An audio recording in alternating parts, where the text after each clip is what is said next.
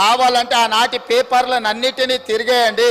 పంటలు కొనుగోలు చేసేందుకు ఆ రోజు వారు మాట్లాడింది ఏంది అధ్యక్ష? పంటలు కొనుగోలు చేసేందుకు ప్రభుత్వం వ్యాపార సంస్థ కాదు, రైసు మిల్లరో దాల్ మిల్లరో అసలే కాదు, కొనుగోలు అమ్మకాల బాధ్యత ప్రభుత్వ బాధ్యత కాదు. మద్దతు ధరతో కొనుగోలు జరపడం ద్వారా రాష్ట్ర ప్రభుత్వానికి 7,500 కోట్ల రూపాయల నష్టం వచ్చింది. కేంద్ర ప్రభుత్వం తెచ్చిన కొత్త వ్యవసాయ చట్టాలు ఇదే చెబుతున్నాయి. ఈ విధానం ఉత్తమమని చంద్రశేఖరరావు గారు రైతు వ్యతిరేక నల్ల చట్టాలకు మద్దతుగా మాట్లాడిండు. ఆనాటి పేపర్లు తీసి మీరు తిరిగేయండి, వారు ఏ విధంగా మద్దతు పలికినరో మనకు తెలుస్తుంది అధ్యక్ష. ఇవన్నీ కాదు అధ్యక్ష, చివరిగా 2 విషయాలు నేను ప్రస్తావించదలుచుకున్నా అధ్యక్ష. 2016 ఆగస్టు 7 మిషన్ భగీరథ ప్రారంభోత్సవం కోసం మెదక్ జిల్లా కోమటిబండకు ప్రధానమంత్రి గారు వచ్చారు. అక్కడ ఏం మాట్లాడిండు అధ్యక్ష మన రాష్ట్ర ముఖ్యమంత్రి గారు, ఆనాటి ముఖ్యమంత్రి?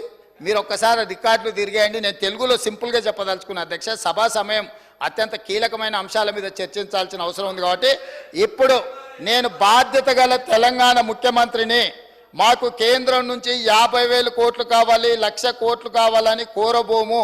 మాకు మీ ప్రేమ మీ ఆశీర్వాదం ఉంటే చాలు, హమ్కు కుచ్ భీ నహీ చాహియే ఆప్కా ప్యార్ చాహియే అని ఆయన ప్రేమలో మునిగి తేలి తెలంగాణ నిండా ముంచి తెలంగాణకు 50,000 కోట్లు 1,00,000 కోట్లు వద్దే వద్దు అని స్పష్టంగా వేదిక మీద కోట్లాది ప్రజల ముందు మాట్లాడి నరేంద్ర మోడీ గారికి ప్రధానమంత్రికి మా తెలంగాణకు నిధులే వద్దు, నువ్వు నన్ను ప్రేమిస్తే చాలు, నీ ప్రేమలో మేము అమరులం అయిపోతాము, తెలంగాణ ప్రజల్ని ముంచేస్తామని మాట్లాడిన చంద్రశేఖరరావు గారి పార్టీ ఈరోజు చంద్రశేఖరరావు గారు సభలోకి రాక తెలంగాణ ప్రజల యొక్క హక్కులను కాలరాసి తెలంగాణ ప్రజల ఆత్మగౌరవాన్ని మోడీ గారికి తాకట్టు పెట్టి ఈరోజు వాళ్ళు వచ్చి కాంగ్రెస్ పార్టీ అన్యాయం చేసిందని, కాంగ్రెస్ పార్టీ కొట్లాడతలేదని ఇవాళ ఉదయం 11 గంటల నుంచి పార్లమెంటు మెట్ల మీద తెలంగాణకు ఇవ్వని నిధుల మీద, రాని అనుమతుల మీద రాహుల్ గాంధీ, సోనియా గాంధీ గారు, మల్లికార్జున్ ఖర్గే గారు మా ఎంపీలతో నాడు దీక్ష చేస్తుండు.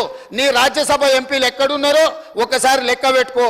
విలీనం కోసం ఇల్లు తిరిగి చీకట్ల అందరినీ కలిసి వచ్చి కౌగిలించుకునే ప్రయత్నం చేసి అన్ని వ్యవహారాలు చేసి వచ్చి ఇప్పుడు సభల అసలు విషయం పక్కదారిన పెట్టి రాజకీయ వివాదాస్పద అంశాల మీద చర్చకు చేసి అదానీలతో అంబానీలతో చీకట్ల కుంభుక్కయ్యే అలవాటు మాకు లేదు.